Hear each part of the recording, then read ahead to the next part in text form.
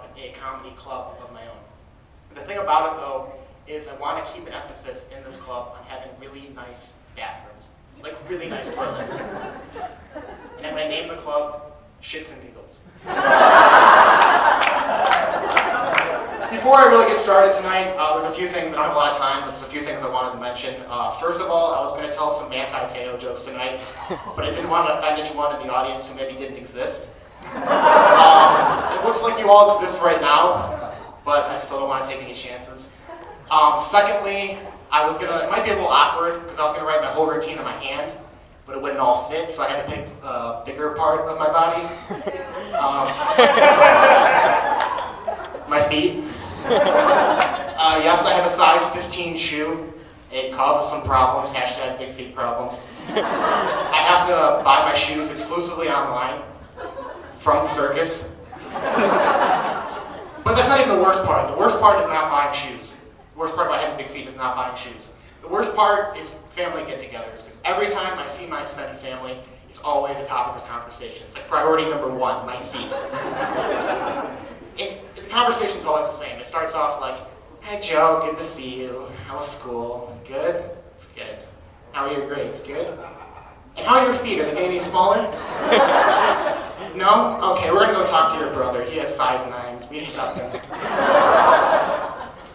Causes problems. I feel like the best way to get out of awkward situations is to pretend to text or check Twitter or check Facebook.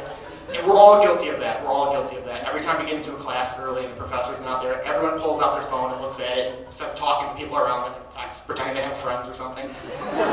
But a few months ago, my phone broke, so I didn't have that luxury. And my first reaction, of course, was, "Oh crap, I have to interact with some people today." And I realized we have no real social pressure, because the biggest stress socially for me, in my opinion, is wishing people happy birthday on Facebook. Because every time there's somebody's birthday on Facebook, I click on their name, I get ready to type in, and I go, do I want to say happy birthday or happy birthday with their name? Do I want to say happy birthday exclamation point or happy birthday name exclamation point? Do I want to say happy birthday 2 exclamation points or happy birthday name 2 exclamation points? Do I want to say happy birthday smiley face, happy birthday smiley face exclamation point? Do I want to say happy birthday smiley face 3 exclamation points? Write a sonnet, 4 more exclamation points, smiley face, birthday D, post a picture of us from high school, say, "Oh my god, I miss you so much!" But I always just give up and write happy birthday or nothing. It's just too stressful. One phrase I really hate that people say is, "I'm bad with names." And you hear that all the time. It's, "Oh, I'm so sorry, you're gonna have to forgive me. I'm just bad with names." Really? You're bad at that thing where you have to remember everyone except for yourself? I mean, I can't remember people's names either. But the reason is because every time I meet someone, I'm not focused on their name. I'm trying to make it not awkward. I'll shake someone's hand, I'll be like, "I hope they're not staring at my feet." Is my fly open? If my fly is open, am I poking them right now? Another phrase I hate is when people end their sentences in the words "and shit." I hate that. I absolutely hate that. It's always like, "I went to a party and shit, and I got some drinks and shit, and I had some food and shit, and I took a shit and shit." I don't understand why we have to end our sentences in fecal matter. It makes no sense. Adding nothing to the conversation. By the way, this question's been on my mind. Do you guys remember when you found out Santa Claus wasn't real?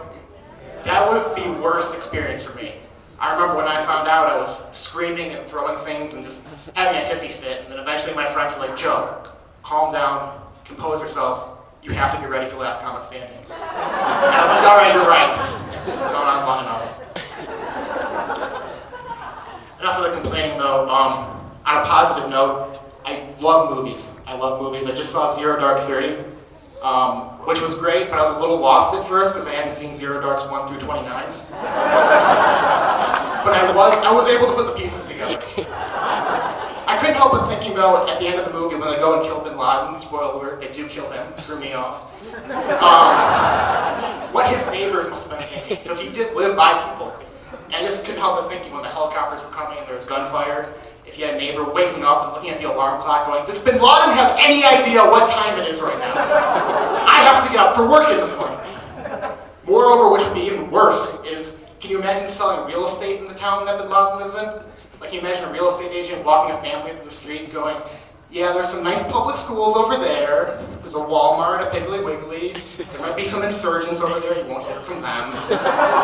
If you like comedy, there's a Shits and Giggles down the road. Nicest bathrooms ever. Oh, what's that compound-looking thing with the giant fence around it? Oh, I knew you were going to ask about that. It's kind of where Osama bin Laden lives. Now, I know what you're thinking, but for whatever reason, he likes to keep a low profile. You'll never hear from him. And even if you do hear from him, he's not weird. He has size 9s. He's completely normal. All right, thank you guys so much. Goodbye.